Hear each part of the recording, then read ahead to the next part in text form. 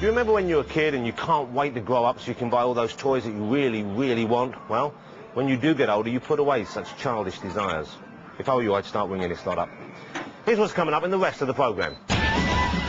Cartoons that are amazing. Kids with guns a-blazing. And Hello Kitty.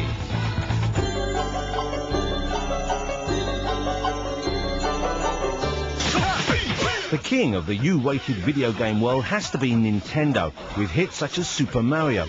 You know, since his first appearance in 1981, they've sold 150 million Mario games. Although video games are now a massive market for the over 25s, the game gurus are still trying to hook 'em young. So thanks to games, boys can grow up learning how to kill anything and everything that gets in their way. While lucky girls can grow up learning how to talk to Toro, the cute cat. My dream is to become a human, and I feel I might be able to become one if we spend enough time together. Get your bets down, ladies and gentlemen. These are rolling pointers 9, please. Boys can develop their virtual delinquent skills, terrorizing shoppers on the streets of Tokyo in Jet Set Radio Future. Get your bets down, ladies and gentlemen. While girls get to solve cute, quirky puzzles like Otto Stars, or chat some more to Toro the cat. Hello. Can you deliver this, man? Post-Pet is the latest big hit with the kiddies in Japan.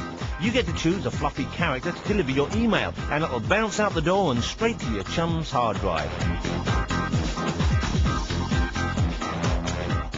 The most popular member of the Post-Pet menagerie is Momo, the pink bear. But you have to keep your Post-Pet happy. Give the little fellow a rub with your mouse and make sure he gets a bath. If you neglect your Post-Pet, he could leave home forever, and even wind up like this. Deliver this. Are you not feeling well? You've been drinking. These are my pants.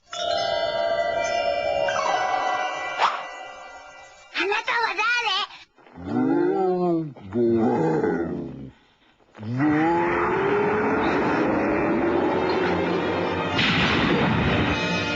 Japanorama began as an exploration of my passion for all things Japanesey, and near the top of my list of lust is a man who, without sugarcoating the uncertainty and hazards of life, manages to portray the magic of childhood with warmth and respect.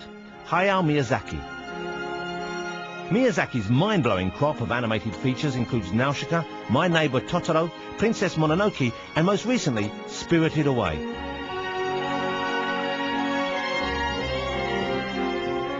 Miyazaki-san, first of all, let me say I'm a huge fan of yours, so thank you so much for finding the time to speak with me for the program. They call you the Japanese Disney. And I wonder, how do you feel about that? I'm not very happy about it. Disney is a producer, but he's not a director. Now, Disney is such a big company. They're very keen to have everything in the world. You obviously have a great fondness for children, but also an ability, it seems, to put yourself in their shoes for their age, which is quite remarkable for any adult, I think. Is this something you've always had? As I'm exploring animation with the main character, I recall old memories. I also see my friends' daughters a few times a year when we go to the cottage in the summer. Looking at their facial expressions always teaches me something. All the movements and feeling of the main character are taken from them. Finally, some excitement out here. Going up. After years of directing animation for television, in 1978 Miyazaki directed his first feature-length film, The Castle of Cagliostro.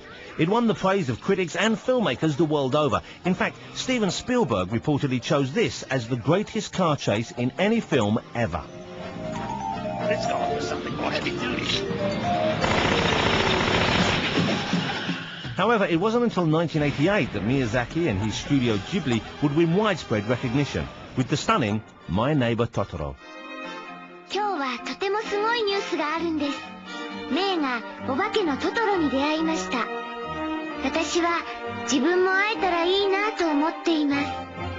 It's the story of two sisters, Mei and Satsuki, who move from the city to the country, where they discover a family of warm woodland creatures whom they call Totoros.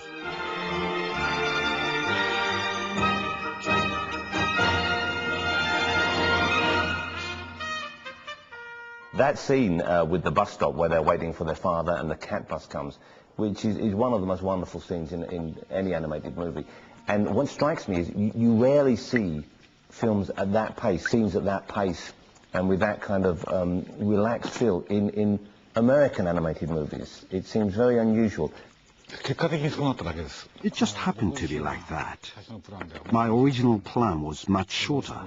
However, it became longer as we started visualizing the images. In the end, it turned out to be a great scene. It was most fortunate, a mysterious scene made with spacious music and images.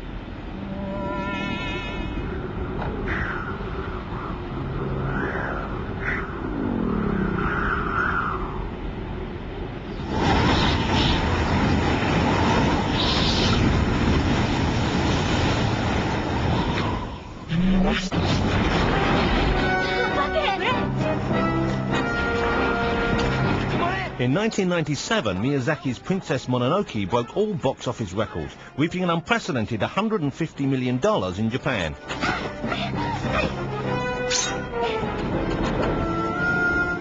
This complex and enchanting feature sees Miyazaki exploring man's power struggle in the natural order through the tale of Prince Ashitaka, who needs to find the cure to a wound that is killing him.